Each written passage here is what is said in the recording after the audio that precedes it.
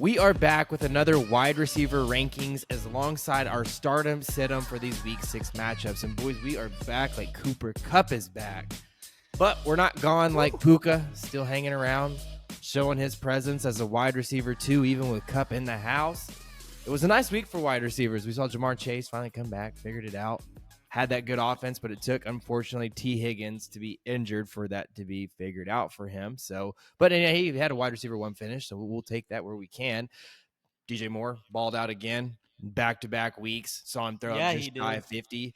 Yeah, I know. You've been banking on that one. You've been talking up DJ Moore this whole season. He saved me this week. Yeah, he saved me. I'm sure he saved a lot of people this week. Oh, yeah, you were playing Nathan this week, weren't you? He saved me this week. That's right. Someone who may not be saved is Justin Jefferson and their fantasy managers. We saw that they had a report that came out and said that he is a long shot to play in these week 6 matchups. So with that said, let's go ahead and jump into our wide receiver 1 rankings. We still do have Justin Jefferson here, and I have a little bit of a bias because I have him in my league. So I'm really hoping that he keeps this lineup. And we have him as the number 3 position. I think that if he comes in, it's hard to see him obviously getting that 1 spot, dropped him down a little bit. It's always safe to keep him in that top 5. I think if he's going to be there, they're going to find a way to get him used. But if not, I think it's a safe assumption that he's obviously going to be out. So anyways, looking at these wide receiver matchups 1 through 12, Nathan, who is your most favorable matchup? Who is your stardom for these week 6 matchups for wide receivers? The man, the myth, and the legend, the one and only Cooper Kupp, boys and girls. Cooper Kupp. And I say that because, one, they're playing the Arizona Cardinals, who just gave up a 50 burger that Jamar Chase dropped in fantasy, boys. Jamar Chase dropped a 50 burger, baby. So I believe I like Cooper Kupp here. One, because he's back, baby. First game back, 17 points. Maybe 18, maybe 19, depending on how your league scores points. But in my league, he dropped 17. And I really believe that him and both Puka can have a really good week against a very bad Arizona Cardinals defense. Before Puka was Puka, was the fact that when Cooper Kupp comes back, how well is he going to be in fantasy, because he's going to get all the attention. He's going to get looked at. He's going to be double covered. He's not going to get a lot of looks or a lot of targets because he's going to be double covered. But with the way that Puka Nacua has played, now you can't double cover Cooper Kupp because you got Puka on the other side. So with Kupp back, that's going to help Puka and Kupp. They're going to, both getting a lot of good looks against Arizona, and they're probably both going to score quite a bit of points like they did this past week. So I feel like Cooper Kupp will maybe get the upper hand on points this week, just because that's Matthew Stafford's guy. Is Cooper Kupp, and he still got the ball out to Puka, but I think he's going to look towards Kupp a lot in this Arizona game. Yeah, it's hard to imagine that Matthew Stafford and his volume are going to stop anytime soon. He's only thrown less than 37 times, 1 time this year. So through 5 weeks, it's only been 1 time. I don't see that stopping. That's who they are.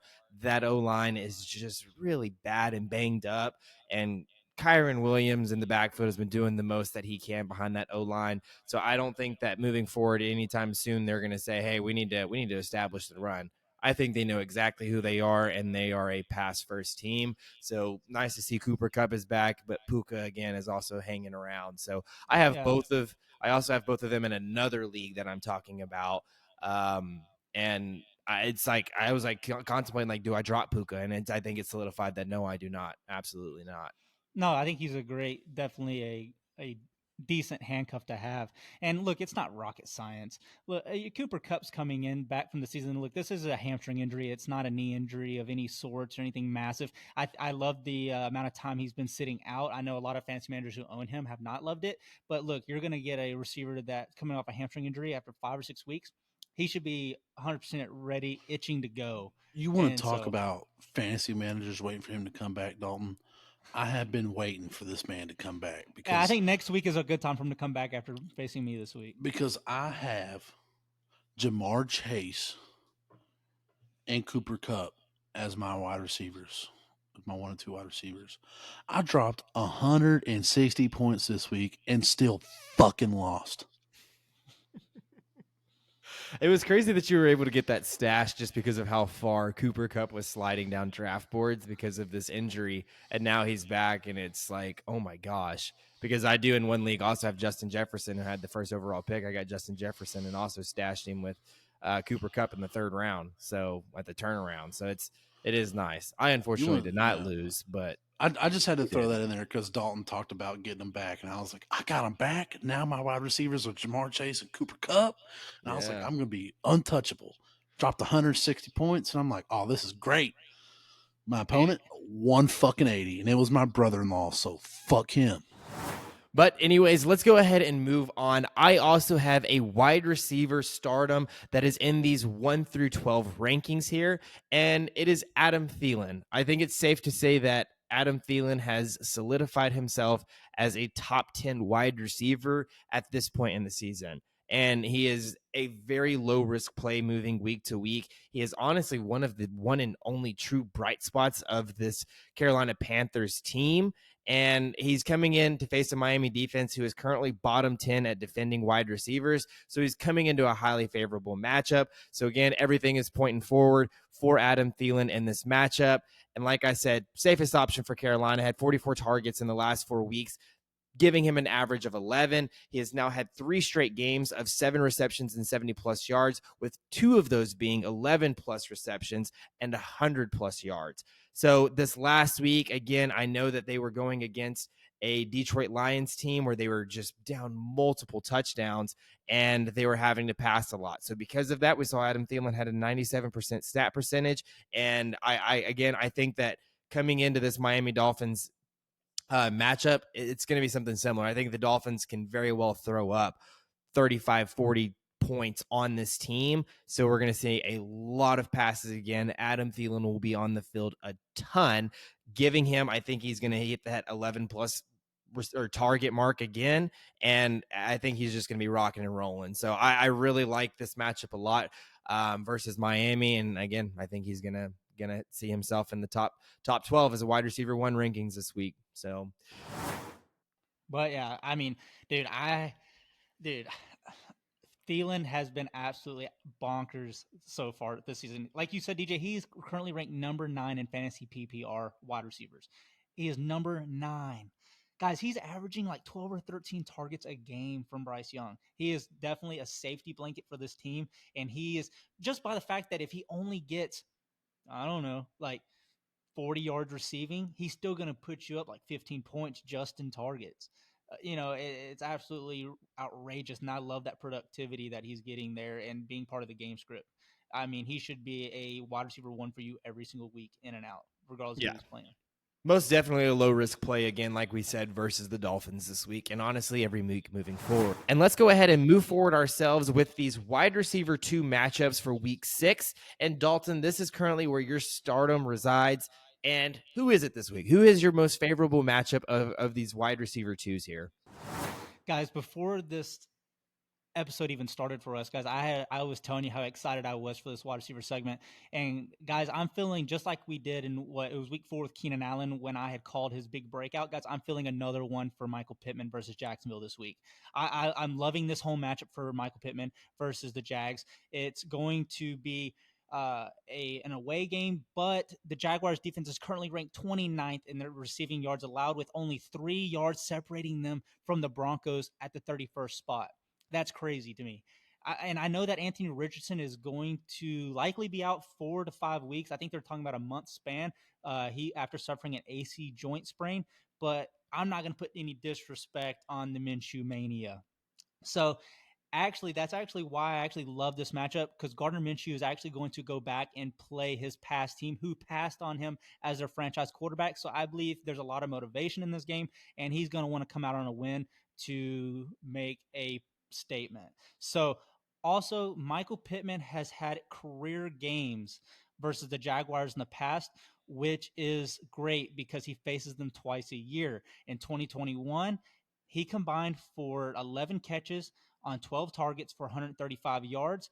And last year in 2022, he missed the first matchup against the Jags, but made up for it going for 13 receptions on 16 targets and 134 yards. So, despite having a backup quarterback this week, Minshew is going to sling the rock and as many times as anyone else can. So, I'm expecting Pittman to get a solid amount of volume, likely in the range between 8 to 12 targets and over 100 plus yards receiving in this week 6 matchup versus the Jaguars. I'm loving it. So, I think that there's always been some good juju going around with Michael Pittman every time he plays the Jags. And Gardner Minshew is probably one of the best backup quarterbacks you could have in this situation. So I'm loving it. Yeah, they do have a deep quarterback room there in Indianapolis, so Yeah. Michael Pittman benefits a ton from that. So again, looking back over this list, though, our wide receiver 1 through 24, as always, there are some people who did not quite make this list, and those are going to be our start or sit-ems for this week. So Nathan, I'm going to kick it to you. Who is your sit-em in these week 6 matchups? I'm gonna go Sky Moore here, and I'm gonna go Sky Moore because we've watched the Chiefs a couple times in primetime football so far this year, and after watching them, Patrick Mahomes is still a very, very, very good quarterback, but you can see for sure that it's struggling that they don't have a true wide receiver number one, and it's easy to see that the guy that they lean on the most is Travis Kelsey, and I just and not to mention like they have a really good run game this year with Isaiah Pacheco. He's been lighting it up in the backfield for the Kansas City Chiefs. So it's not all having to rely on Mahomes' shoulder to take the game. In Mahomes' hand, he needs to make the big play. He needs to do this. He needs to do that. You know, they have a solid run game in Pacheco, and from what I've seen, they use him a lot more than I think a lot of people anticipated this year. And it's just the fact that Travis Kelsey is the go to guy there, and I don't trust any receiver out of Kansas City right now because there's not a true wide receiver number one. There's not a true a guy that Patrick Mahomes trusts to make the big play in the wide receiver group, and the guy that he does trust is playing tight end. That's Travis Kelsey. Yeah, and I was so high on Sky Moore this last week. I put him in the wide receiver 1 rankings 1 through 12, and it was because they were playing the Minnesota Vikings, and that Vikings defense versus wide receivers is just bad. But I think more so than anything, it's like you're saying, Nathan, is it's weird because Patrick Mahomes, we know him for his ability to pass, but really it's not to the wide receivers at all. And I mean, Sky Moore, like he's listed as wide receiver 1 on the depth chart. I mean, he's supposed to, coming into this season, he was supposed to be the guy, but I don't think Patrick Mahomes cares really too much about anybody else outside of Travis No, Kelsey. and I think they use their first round pick this year in the upcoming draft to draft a wide receiver. Look, and with Sky Moore too, I've said this from the very beginning before the season started. It's exactly playing out how I thought it would, and I was saying he was going to be nothing more than just a special teams, specialist. Like that's all he was going to be, and that's what I'm seeing. I know a lot of people are high on him. I didn't see the hype, and I still don't see it. And like you said, Rashee Rice to me is someone who's going to be more the receiver that I think the hype should have been around this year. And I think that hype is still there. I think Rashee Rice is only a rookie wide receiver, and I think he continued to mold into being that target beast that, a lot of people can see. But like Nathan said, it just depends on, where they decide to go on the to lean in the draft this year. So. For sure. Yeah. But anyways, let's go ahead and keep this moving. My sit-em for these week six matchups is maybe a little bit controversial because I know a lot of people have a lot of investment in him, but it's actually Chris Olave. And Chris Olave, I think now is a high risk play.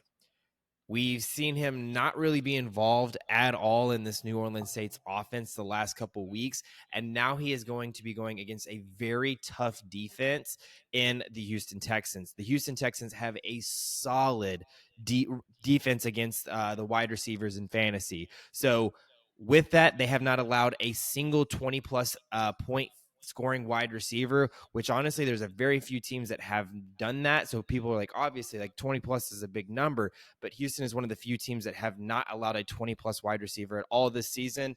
And in fact, their highest scoring wide receiver was in week 1, and that was Zay Flowers for Baltimore, scoring 17.7 points. outside of that, there really hasn't been much because Zay Flowers has been the only wide receiver to score 15 plus in any of their matchups. So doing pretty good at maintaining wide receivers and not having them score a lot. And I think with Chris Olave, more than anything that we've seen these past couple weeks, is I honestly think it's a little bit of the Alvin Kamara effect. Ever since Alvin Kamara has been back, the highest scoring wide receiver in those 2 weeks has been Michael Thomas in week 5 this last week with 10.5 points. Olave during that time, 1.4 points in week 4, 9.2 points in week 5. He has had a total of 3 receptions, 16 yards, and 1 touchdown. Yeah, I was about to say because this past week he had 2 catches for 12 yards and a touchdown. He doesn't catch that touchdown, he probably doesn't break 4 points. Yeah, you know what? I'm sure with Chris Olave, though, to your point, I'm pretty sure what he's in right now is just a slump, but I don't see him getting out of it this week. I think it'll be the week after when he plays the Jags, hopefully. But with Houston, yeah, he's not. I don't think he gets out of that slump. But I think he'll definitely be a wide receiver that will still be good to target in future weeks, just not this week. Yeah, I agree. Anyways, Dalton, I'm going to kick it to you to end this for us. Who is your sit-em for these wide receivers in week 6?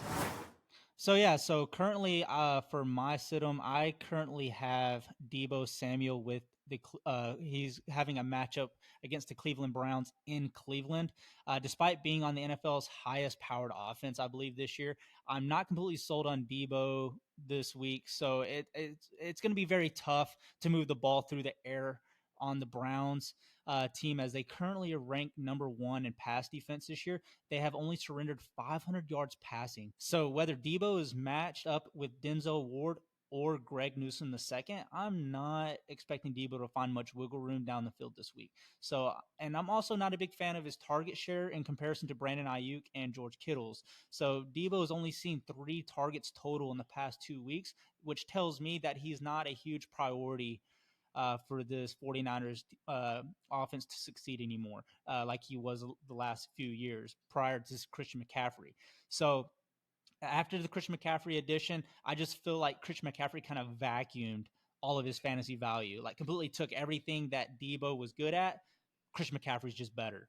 And I think that's exactly what happened in this Shanahan type of offense, and it completely just sucked away everything that Deebo brought any value to for this team. So I wouldn't expect Deebo to his time to be dwindling here for the 49ers. I think he's still a great value because he's still a great player, but I just think that there's just people that do his job a little better currently for the 49ers because of how high powered they are. So I'm not super high on him this week against the Browns, especially how good of a defense they are through the air. And it's wild to imagine that Deebo has now entered a world that he is touchdown dependent. And it's honestly been ever since Christian McCaffrey has joined this team, as he is very much touchdown dependent because he's just not really involved a whole lot. And that's even kind of a George Kittle aspect here. I know George Kittle had 3 catches last week, 3 touchdowns though. So, I mean, it's really is crazy that this 49ers offense, with as high powered as it is, it honestly really is just Christian McCaffrey's team. And that's just about it. I mean, they're essentially the Chiefs and Patrick Mahomes and Travis Kelce. That is Brock Purdy and Christian McCaffrey, and that is that team. So I like that. I have Deebo Samuel on my team, and I sat him this week, and I think it was a safe call. It's just I don't have a whole lot of faith in him. I think he's a high risk, a touchdown dependent player moving forward. But anyways, guys, this is our wide receiver edition, our 1 through 24 rankings, as well as our stardom situms for these week 6 matchups. And we would love for y'all to go join our Discord group. We will be dropping all of our rankings in there, and we would love to know y'all's opinion in there as well. So please join the chat and go check that out. But we will also be dropping some of our top bets for these NFL matchups and maybe a little bit of MLB. Nathan may throw in some NASCAR. I don't even know if you can bet on NASCAR. Nathan will figure it You out. bet your ass you can. You can bet Yeah. on NASCAR. Probably not the best thing to do. If you think you bet money in football and you lose money fast on betting football, bet on NASCAR, brother. And You want guys, to talk hey, about losing some fucking money. And guys, look, we appreciate you guys that tune in every week to check us out. Also, for those of you that haven't, please like, subscribe, and comment to the channel. Help us grow a little bit. We appreciate it. You know, we work hard every week, and we try to just bring good content, good wholesome content. So tell us whether you like who we pick, you dislike who we pick. Let us know and tell us why. So, but Yeah. Hook 'em, and raise hell and praise Dale, baby. that's right. And the last thing that I wanted to mention to Dalton's point there is, I know a lot of people say like anybody can be experts nowadays, right? We're not trying to be these proclaimed experts by any means. We are out here to make content to help people like us try to get a little bit better at fantasy football. Because honestly, boys, before we ever started doing this, I never did this much research into fantasy football. And now that we've been starting to run this channel and have getting close to 50 videos coming up, it's getting crazy. And I mean, like, our research, I feel like it's just become a part of our everyday lives now. So I'm glad that we started to do this, help people out. So I would appreciate all of the support and everything. I mean, we're up to 80 subscribers at this point, so it's been nice. It's been nice seeing this little channel grow. So again, not really as proclaimed experts, but we would love for y'all to join and ride the pine with us every step of the way, so that way this can be full time for us. And we could be those experts maybe one day, you know? Yeah, currently we're just drinking and shooting shit, baby. Hey, we appreciate the newcomers, but we love the old timers. Ride the Yes. pine, baby. We still this is that OG phase. This is that OG phase. So go ahead and jump in while you can. Anyways, again, thank y'all so much.